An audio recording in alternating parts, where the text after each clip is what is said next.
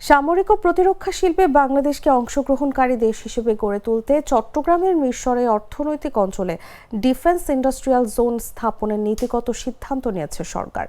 বাংলাদেশ অর্থনৈতিক অঞ্চল কর্তৃপক্ষের গভর্নিং বডি সভায় সিদ্ধান্ত নেওয়া হয়।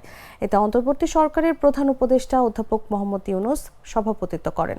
সোমবার বিকেলে রাজধানীর বেইলি রোডের ফরেন সার্ভিস একাডেমিতে আয়োজিত সংবাদ সম্মেলনে এসব তথ্য জানান বেজার নির্বাহী চেয়ারম্যান আশিক চৌধুরী।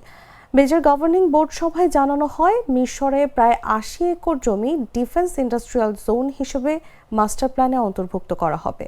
আগে এই জমি একটি বিদেশি অর্থনৈতিক অঞ্চলের জন্য নির্ধারিত থাকলেও প্রকল্প বাতিল হওয়ায় তা নতুনভাবে পুনর্ব্যবহারের সিদ্ধান্ত নেওয়া হয়েছে। আশিক চৌধুরী বলেন, বৈশ্বিক নিরাপত্তা বাস্তবতায় প্রতিরক্ষা শিল্পে নিজস্ব উৎপাদন সক্ষমতা অত্যন্ত গুরুত্বপূর্ণ। সাম্প্রতিক যুদ্ধগুলোতে দেখা গেছে হাইটেক অস্ত্রের চেয়ে গোলা বারুদ ও মৌলিক সরঞ্জামের সংকটই বড় সমস্যা হয়ে দাঁড়াচ্ছে। সামরিক শিল্পে যে প্রোডাকশন, সেটা নিয়ে অনেকদিন ধরে আলাপ আলোচনা করছি যে আমরা মনে করি যে এটার একটা এই মুহূর্তে আসলে গ্লোবাল ডিমান্ড আছে। সো একদম pure economic point of view থেকে চিন্তা করলেও ডিফেন্স ইন্ডাস্ট্রি ইজ গ্রোয়িং, এবং সেখানে বাংলাদেশ একটা পার্টিসিপেন্ট কান্ট্রি হিসেবে তাদের কাজ শুরু করতেই পারে।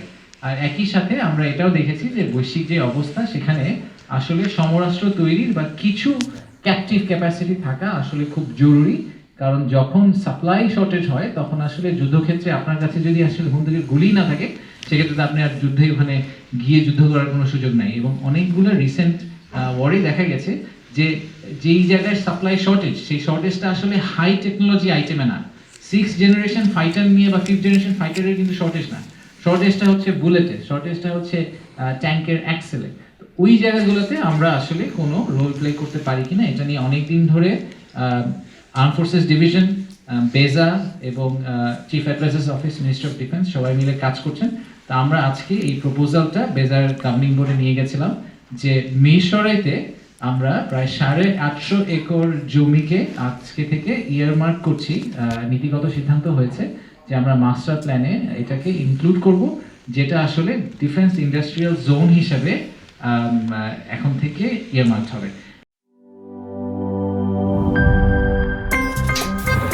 আমার একটা স্মার্ট সিদ্ধান্তে 25% গ্যাসের খরচ কমেছে। ভাবছেন কিভাবে?